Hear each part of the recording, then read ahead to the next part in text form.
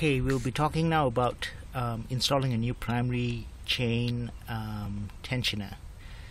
Okay, so that's the tensioner right now, already installed, but we'll show you how to prime it with oil. A brand new tensioner needs to be primed with oil, or else you will have a problem. And here's what we'll do. Okay.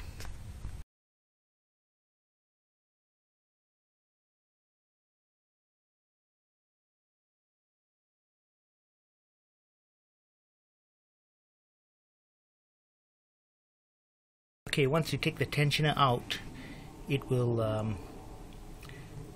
it'll look like this. And in the old tensioner, if you're discarding it, that's fine. If you're getting a new tensioner, effectively when you get the tensioner from the factory, it will look like this. Let's see, it'll look like this, already pressed in, but inside needs to have oil, and right now there's no oil. The best way to get the oil is use a cup like this or any other container, right, where you stick this in there, let it soak, let that hole soak, and you push on the top while it's soaked in the oil. Push on the top like this and let the unit expand, and it'll suck a whole bunch of oil in through this hole. And here's then the interesting part.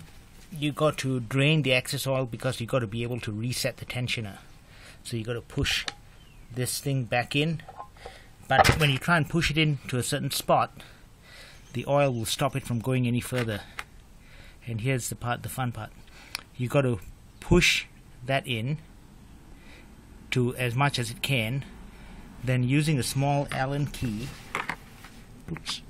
using a small Allen key, you just tap. Don't even have to push hard. You just put something, a small Allen key in here, a pin or what that'll fit, and that will let some of the oil out. And you continue doing this. You push down on it and get some of the oil out. Get some of the oil out until you reach a point where it's just about to reset. About there. And you push the oil out, so which means the chamber is full of oil, and now you push enough oil out such that it does reset, which is fine because now there's enough oil in there to fill the empty space. And now you try to turn it upside down like this and push it down to attempt to reset it, and if there's just enough oil in it, it will be in this point, and you won't be able to reset it because there is air in it too. So you got to get that air out, turn it this way, and just use that Allen key and put it through that hole, and watch your face because the air will pop out and you'll hear a popping noise, pop.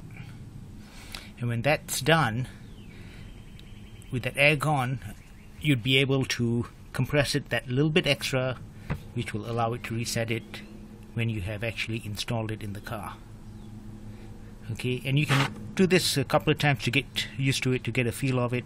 It won't damage it as long as you don't wreck this hole. Okay.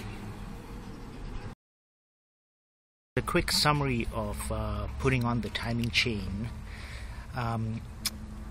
Basically, you line up the marks on here, here, and there.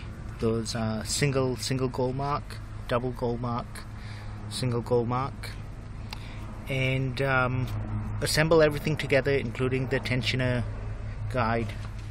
Reset the tensioner, put the tensioner in, and activate the tensioner. These things are not bolted yet to the cams, and then you will bolt these into the cam by turning the cam, bolt this into the cam by turning the cam, and you're done. Okay, all parts have been reassembled, radiator has been hooked up, piping all has been done, ready to try and start the car after the water pump change. Okay, here goes the crank, the first crank after water pump change and primary tensioner change.